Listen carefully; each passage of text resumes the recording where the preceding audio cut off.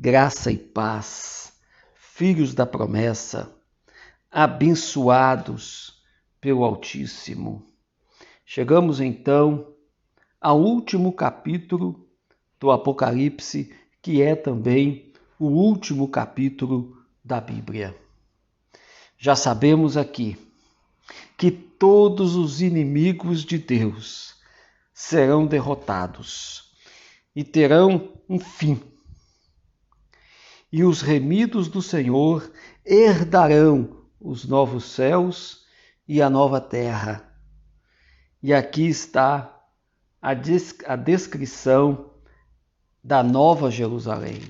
No capítulo 21 começa e no capítulo 22 vemos aqui uma outra parte dessa visão tremenda e maravilhosa que João teve da Nova Jerusalém, a morada eterna dos salvos em Cristo Jesus. Apocalipse capítulo 22, verso 1. Então me mostrou o rio da água da vida, brilhante como cristal, que sai do trono de Deus e do Cordeiro.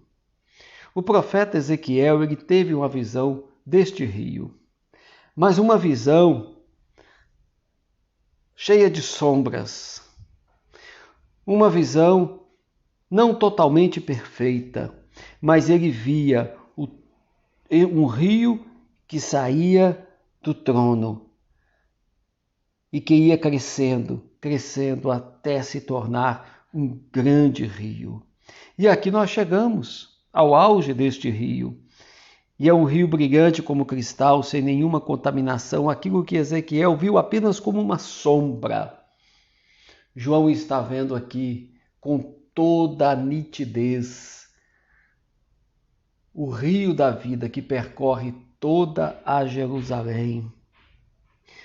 Esse rio sai do trono de Deus, o rio da água da vida. Jesus disse: quem quiser, venha e beba. Quem tem sede, venha e beba, porque do seu interior fluirão rios de água viva. Então aquilo que para nós era apenas gotas, aquilo que para nós era apenas um desejo, agora na Nova Jerusalém se torna uma realidade. Verso 2, no meio da sua praça, de uma e de outra margem do rio, está a árvore da vida, que produz 12 frutos, dando seu fruto de mês em mês, e as folhas da árvore são para a cura dos povos. Aquela árvore da vida que aparecia em Gênesis, agora reaparece na Nova Jerusalém. A árvore da vida que foi vetada aos homens por causa do pecado, agora está disponível aos homens redimidos pelo Cordeiro. Nunca mais haverá qualquer maldição. Nela estará o trono de Deus e do Cordeiro, e seus servos o servirão, contemplarão a sua face, e na sua fronte está o nome dele. Então já não haverá noite, nem precisarão eles de luz de candeia, nem da luz do sol, porque o Senhor Deus brilhará sobre eles e reinarão pelos séculos dos séculos. Então aqui está claro que é uma promessa futura para os salvos em Cristo. Jesus disse: quem crê em mim tem a vida eterna, passou da morte para a vida. Então existem promessas tremendas e extraordinárias. Quem me segue não andará em trevas, pelo contrário, terá a luz da vida. E aqui se cumpre tudo isso de uma maneira completa. Paulo dizia que ele via as coisas obscuramente, como que por um enigma, como que através de um espelho, mas agora ele vê claramente, agora ele conhece como também é conhecido. Então, nós vemos aqui o cumprimento de todas as palavras proféticas em relação à salvação, à vida eterna, à vida plena que nós temos em Cristo Jesus. Disse-me ainda: Estas palavras são fiéis e verdadeiras.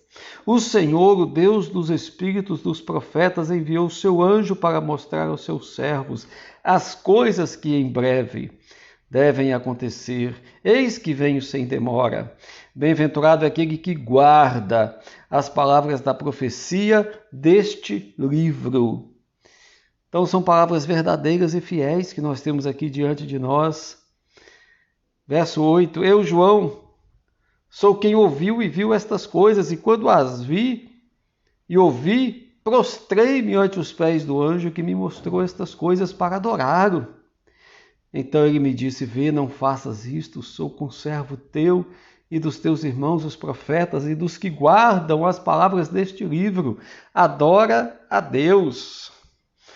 Não sabemos que é uma segunda vez que João quer prostrar-se diante do anjo, ou se ele está se referindo àquela primeira vez, quando ele também estava maravilhado diante das revelações, mas a verdade é que João se viu tão maravilhado diante destas coisas, tão extasiado, que ele quis adorar aquele anjo. Mas toda adoração, todo louvor é somente a Deus. O anjo disse, eu sou teu servo. Eu sou servo juntamente com você e de todos os irmãos. Adora a Deus. Algo que nós precisamos focar é que realmente toda adoração e todo louvor é somente a Deus. Muitas vezes nós perdemos a visão celestial, perdemos a visão do trono quando começamos a reconhecer homens.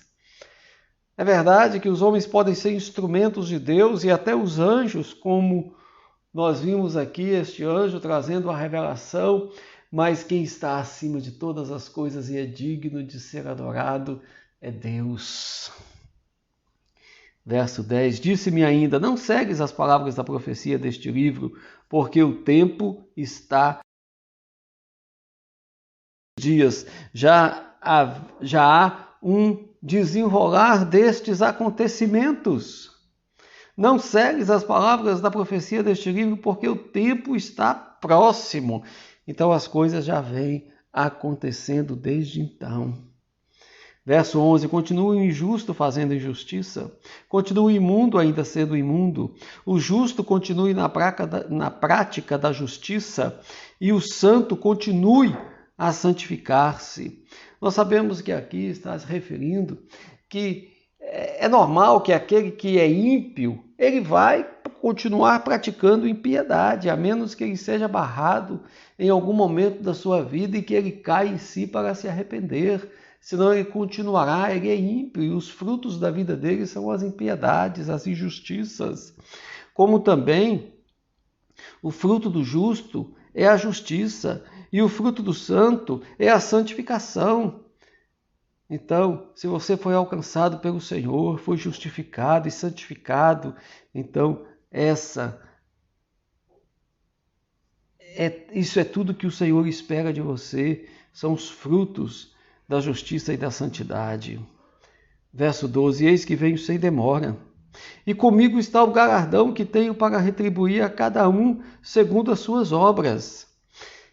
Aí entramos naquela passagem lá, lembramos da passagem de Mateus capítulo 25, quando o Senhor diz que o reino de Deus será assim, quando o Senhor vier, ele vai separar de um lado as ovelhas e do outro os cabritos, e vai julgar cada um segundo as suas obras, dizendo, tive fome e me deste comer, tive sede e me deste beber, estive nu e me vestiste, estive doente e foste visitar-me, estava preso e foste ver-me. E assim, toda vez que fizemos a um desses pequeninos, ao Senhor fizemos. Então cada um também será julgado. A Bíblia diz que todos nós compareceremos perante o tribunal de Cristo para que cada um receba o bem ou o mal que fez em seu corpo. Então isso aqui é uma grande responsabilidade para nós. Muitas vezes achamos que estamos salvos, que Cristo Jesus já nos purificou com o seu sangue e levamos uma vida de qualquer maneira, uma vida relaxada. Não, queridos, nós precisamos ser fiéis ao Senhor cada dia da nossa vida e praticarmos a justiça que o Senhor nos justificou, praticarmos as coisas boas. A Bíblia diz as boas obras que o Senhor de antemão preparou para andarmos nelas. Verso 13. Eu sou o Alfa e o Ômega, o princípio e o fim, o primeiro e o último. Esse é o Senhor Jesus Cristo. Nós temos que entender que Ele é tudo, Ele é o princípio, Ele é o fim. Bem-aventurados aqueles que lavam as suas vestiduras no sangue do Cordeiro, para que lhes assista o direito à árvore da vida e entrem na cidade pelas portas. Então há uma bem-aventurança aqui, e está muito claro que o caminho, o meio pelo qual é somente através do sangue de Jesus Cristo, o sacrifício remidor, a morte de Jesus Cristo na cruz do Calvário. Não existe outro meio de salvação. Nenhuma religião salva, quem salva é Jesus. Nenhuma instituição salva, quem salva é Jesus. Então são bem-aventurados aqueles que lavam as suas vestiduras no sangue do Cordeiro, porque somente assim poderão entrar na cidade pela porta e poderão ter acesso, poderão ter direito à árvore da vida. Verso 15, fora ficarão os cães. Quem são os cães? São aquelas pessoas que possuem atitudes maliciosas, traiçoeiras. Os feiticeiros, os impuros, os assassinos, os idólatras e todo aquele que ama e pratica a mentira. É importante aqui nós entendermos que Deus ele está colocando ênfase nessa questão do julgamento e da separação que ele faz daqueles que são dele e daqueles que não são dele. Verso 16, eu, Jesus, enviei o meu anjo para vos testificar estas coisas às igrejas. Eu sou a raiz e a geração de Davi, a brilhante estrela da manhã.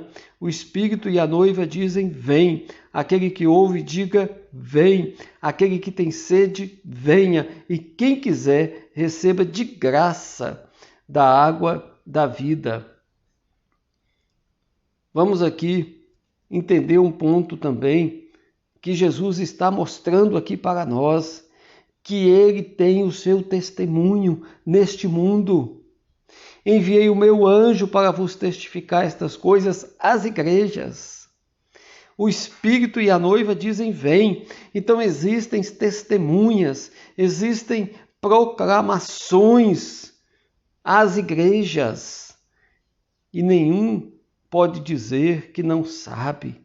Ninguém pode apresentar desculpas. O Espírito e a noiva dizem, vem. Aquele que ouve, diga, vem. Quem tem sede e quem quiser, receba de graça da água da vida. Este tempo que nós estamos vivendo, chamado tempo da graça. É o tempo da misericórdia, é o tempo da evangelização. É o tempo de pregar o evangelho a toda criatura. É o tempo de fazer discípulos de todas as nações. É o tempo da ação da igreja. É o tempo da missão e da comissão. Porque todos nós temos a mesma missão, nós estamos comissionados nesta obra de evangelização e no serviço de fazer discípulos. Conclusão do livro, verso 18. Eu, a todo aquele que ouve as palavras da profecia deste livro, testifico, se alguém lhes fizer qualquer acréscimo, Deus lhes acrescentará os flagelos escritos neste livro. E se alguém tirar qualquer coisa das palavras do livro desta profecia, Deus tirará a sua parte da árvore da vida, da cidade santa e das coisas que se acham escritas neste livro. E aquele que dá testemunho destas coisas diz, certamente venho sem demora. Amém. Vem, Senhor Jesus. A graça do Senhor Jesus seja com todos. Então aqui nós terminamos a Bíblia. Nós terminamos o livro do Apocalipse. Nós tivemos a oportunidade este ano de ler a Bíblia toda e estamos agora encerrando. Começamos em Gênesis e fomos em toda a sequência bíblica até este último versículo. A graça do Senhor Jesus Cristo seja com todos.